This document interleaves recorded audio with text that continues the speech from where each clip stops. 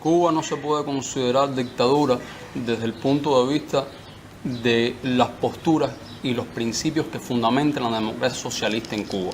No se pueden ver desligadas o desligados un concepto de otro.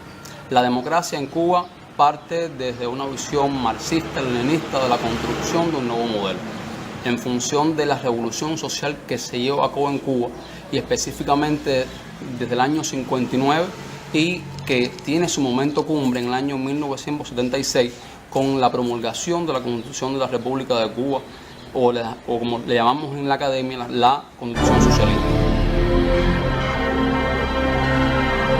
Lo que conocemos hoy como Estado constitucional y Estado de Derecho realmente no responde a las posturas y a los fundamentos de la democracia real. De la democracia real o de la democracia primigenia que en la Cuba socialista, la Cuba revolucionaria, se ha intentado consolidar. Que tiene diferentes aristas. Y creo que lo primero es ver de dónde nace el poder, cuál es la génesis de ese poder, del poder que fundamenta la democracia como aquel elemento o aquella categoría que permite a la ciudadanía, a toda la mayoría, tomar las decisiones más apropiadas en beneficio de la colectividad.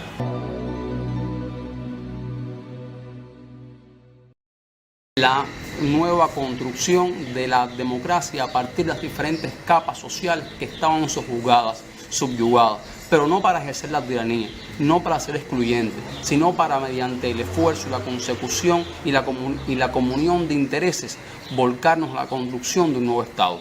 Y ahí es donde se inserta la democracia socialista en Cuba. En primer lugar, por las formas de acceso al poder que tiene la ciudadanía. Si nosotros revisamos, por ejemplo, dónde se asienta en poder en Cuba, tenemos que hacer referencia a ese artículo 3 de la Constitución, que claramente nos dice que el Estado en Cuba tiene su soberanía en el pueblo como máximo detentor del poder. No pueblo en esa visión anterior. Ese pueblo que, como bien recordaba Fidel en su alegato La historia mal soberana del Moncada, había sido el traicionado en toda la historia constitucional cubana. Si bien todavía se deben hacer interpretaciones posteriores de esa conceptualización, hay que ver cómo la soberanía en todos los regímenes que han existido ha intentado consolidarse a partir de refrendar ese ideal democrático, que en Cuba evidentemente y sin lugar a dudas se encuentra en el artículo 3 de la Constitución. A su vez tenemos que ver que el propio artículo 1 establece a Cuba como un estado de trabajadores proletarios, en donde no existen limitaciones o excisiones, ni tampoco estigmatizaciones por el lugar en el cual se ocupe dentro de las responsabilidades o tareas que tiene cada ciudadano en la construcción de ese nuevo tipo de democracia. A su vez, otro elemento que puede caracterizar la democracia en Cuba es cómo se accede al poder. No podemos solamente limitarnos a la Constitución cubana para ver este precepto que es tan citado y mentado por toda la democracia occidental. Hay que ver también lo que establece la Ley 72, Ley del Sistema Electoral, en el cual todo ciudadano mayor de 16 años tiene la posibilidad de ejercer su sufragio activo.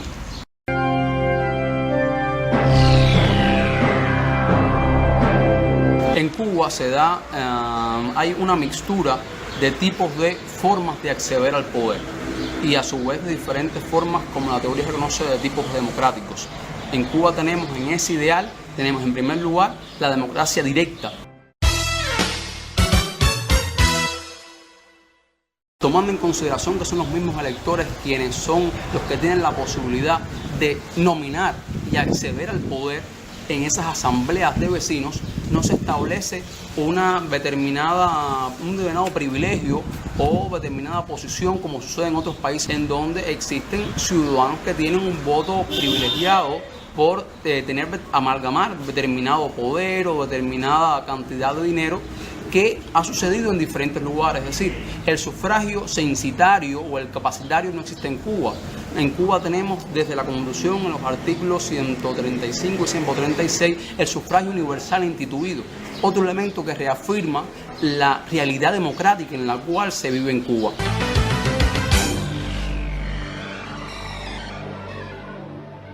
Que es una asamblea nacional, porque muchas veces, y eso hay que recalcarlo, se ha intentado hablar de que en Cuba nosotros nos encontramos en un parlamento, el sistema democrático en Cuba, el sistema de Estado, sistema de gobierno que se ha instituido en Cuba es asambleario, un sistema convencional, en donde hay mixturas de las diferentes formas de gobierno, dígase presidencialista o parlamentario, y se ha enfocado mucho la tradición liberal, las democracias occidentales del contexto latinoamericano, en poder identificar a Cuba en uno de esos estatus siguiendo sus propios indicadores. Y Cuba, precisamente, como somos una nueva construcción que ha tenido el valor de dar una salida, una alternativa a las posturas liberales, democráticas que han existido en la modernidad y que han afianzado en la contemporaneidad, es precisamente esta la línea que ha seguido la revolución cubana, conformando ese nuevo Estado socialista. Y otro elemento que es importante es algo que viene unido al socialismo, algo que sería inconcebible entender al socialismo sin una gran aspiración democrática. Se construye el socialismo y a la vez se está estableciendo y hilvanando los principios democráticos más sublimes de cualquier sociedad.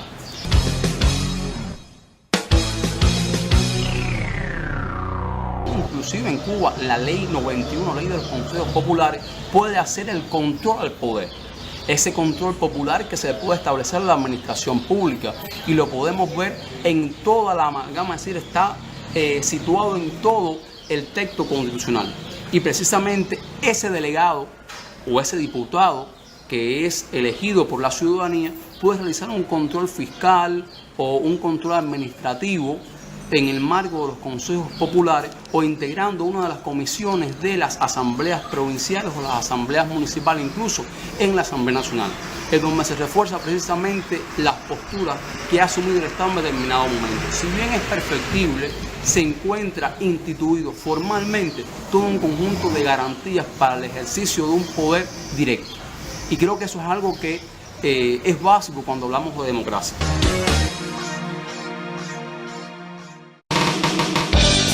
Y cuando hablo de revolución cubana, no hablo solamente del Estado, hablo de la unión monolítica dentro de la heterogeneidad social que existe en Cuba, que se ha intentado estructurar a partir del ideal revolucionario. Y cómo el Estado, en este caso, independientemente de que filosóficamente y jurídicamente el liberalismo, cuando no se cumple con el pacto social, por las diferentes clases que pudieran existir, atañe o que no hay la determinada alternancia política que muchas veces persigue el modelo republicano de Estado, se señala como tiranía o se señala como dictadura a determinados países, porque en primer lugar creo que estamos estableciendo una alternativa a ese modelo. Y precisamente como dije inicialmente, no estamos dentro de los cánones que se ha establecido y que se ha impuesto por el imperialismo y el capitalismo a nivel internacional, y es precisamente el cambio de modelo.